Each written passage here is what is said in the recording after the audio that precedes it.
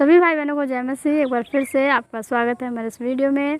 और आज फिर हम वचन को लेकर कुछ बातचीत करेंगे। और आज का वचन जो परमेश्वर ने हमें दिया है वो है कुछ इस प्रकार से, याकूब अध्याय उसके पहले अध्याय के 19 पद से जब हम 25 पद तक पढ़ते हैं तो वहाँ पर मसीह जीवन कैसा होना चाहिए और हम मसीहियों के जीवन में क्या क्या बातें होनी चाहिए कि जिससे हमारा परमेश्वर प्रसन्न रहे और हमारे जीवन में वचन का पालन होता रहे और हम आशीष पाते रहें। आइए हम पढ़ते हैं।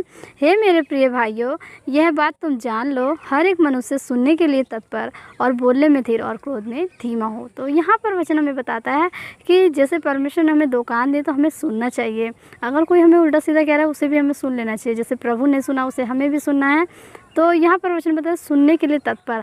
हमें अच्छी बातें सुननी है, बुरी बातें भी सुननी है, लेकिन उन बातों को लेकर अपने अंदर हमें क्रोध नहीं लाना है मेरे प्रिय भाई बहनों। क्योंकि अगर हम बुरा सुनते हैं तो ऑटोमेटिक हमें क्रोध आ जाता है।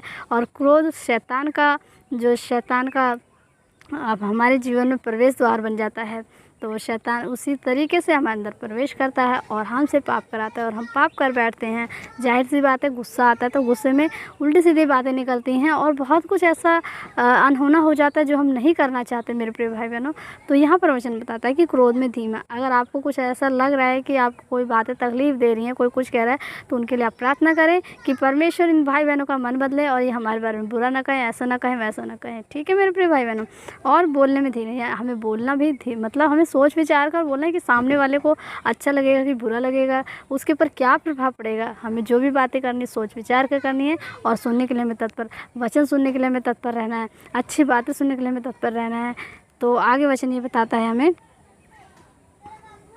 क्योंकि मनुष्य का क्रोध परमेश्वर के धर्म का निर्वाह नहीं कर सकता। यानी कि वचन हमें बताता है, संत पौलुस यहाँ बताते हैं कि जिस इंसान के अंदर तुरंत झट ही क्रोध आ जाता है, हर बात पे क्रोध आ जाता है, तो वो चाहे जितनी प्रार्थना करे, चाहे जितना वचन पढ़े, उसके अंदर परमेश्वर का वचन नहीं है, ना के बराबर है, उसका कोई फ़ायदा नहीं है, उसकी सारी मेहनत व्यर्थ है। अगर आप एक तरफ गुस्सा कर रहे हैं और घंटों घंटों प्रार्थनाएं कर रहे हैं, वचन पढ़ रहे हैं, दशमांश निकाल रहे हैं, हर एक अच्छा काम कर रहे हैं, लेकिन क्रोध को नहीं छोड़ रहे, तो आपकी सारी मेहनत बेकार है मेरे प्रिय भाई बहनों। तो हमें क्रोध नहीं करना है, जितना भी हो सके कम से कम क्रोध करें। अगर गुस्सा आता है, जो आपकी कमज़ोरी है, उसे परमेश्वर के सम्मुख लेकर जाएं, प्रार्थना में मांगे, तो सचमुच आपका क्रोध दूर हो जाएगा। आगे वचन बताता है, इसलिए सारी मलिनता और बैर भाव की बढ़ती को दूर करके उस वचन को नम्रता से ग्रहण कर लो जो हृदय में बोया गया और जो तुम्हारे प्राणों का उद्धार कर सकता है। यानी कि हमें वचन को ग्रहण करना है नम्रता के साथ, दीनता के साथ, गुस्से से नहीं। कोई बात गुस्से से बिगड़ती है, बनती नहीं है मेरे प्रिय भाई बहनों। इसलिए हमें नम्रता, अपने आप को दीन, अपने आप को छोटा बना लेना है। क्योंकि जैसे प्रभु का चाल चलन था, जैसे प्रभु ने अपने आप को दीन बनाया। वो राजा था, वो राजा का बेटा था, लेकिन उसने अपने आप को एक शून्य साधारण मनुष्य बना लिया। लोगों ने, यहूदियों ने और जो है कि यूनानियों ने, जितने भी लोग थे, जो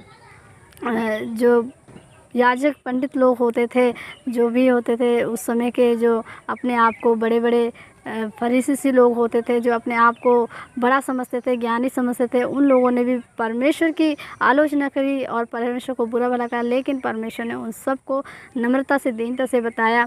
लेकिन जिन्होंने ग्रहण किया उन्होंने उद्धार पाया और जिन्होंने नहीं, तो उनके लिए तो सचमुच ये बहुत ही बुरी बात हुई और वो आज सज़ा को झेल रहे हैं।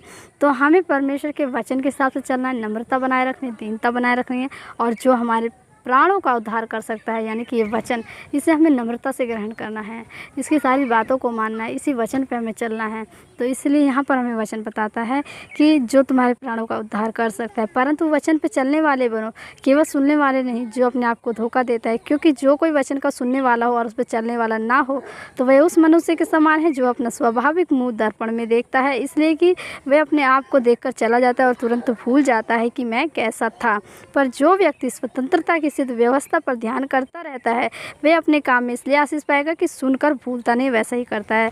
तो मेरे प्रिय भाई बहनों, वचन हमें ये बताता है कि हमें वचन का सुनने वाला नहीं, अगर हम वचन के सुनने वाले बने, वचन बहुत सुने, चर्च में जाएं, कलीसिया में जाएं और बहुत सा वचन सुने, बहुत ही ध्यान से लौलीन होकर वचन सुने, लेकिन उसको फॉलो ना करें, तो व्यर्थ है, उन बातों का कोई मतलब नहीं है।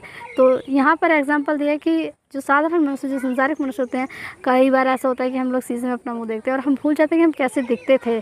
तो इसी तरह से वचन भी अगर हमने सुना है और उसको पालन नहीं किया, उसे अपने जीवन में लागू नहीं किया, तो वो हम उस मनुष्य के समान है कि जिसने अपना मुँह देखा और वो भूल गया। यानी कि आपने वचन तो सुना लेकिन आप भूल गए, तो इससे आपको कोई आशीष नहीं मिलेगी, इससे आपका कोई उद्धार नहीं होगा। तो मैं आपसे यही कहना चाहूँगी कि आपको अगर उद्धार चाहिए तो इस वचन को अपने जीवन में बोइए, लागू कीजिए, इस पर चलिए, औरों को भी बताइए और ख़ुद अपने जीवन में इसे लागू कीजिए, तभी आपको इस वचन की सामर्थ्य, आशीष और बरकतें मिलेंगी। इतना ही बताना चाहूँगी और मुझे लगता है कि आपको समझ में आया होगा। इसी तरह से अगले वीडियो में मिलूँगी कुछ इसी तरह परमेश्वर के वचन के साथ। तब तक के लिए जय मसीह।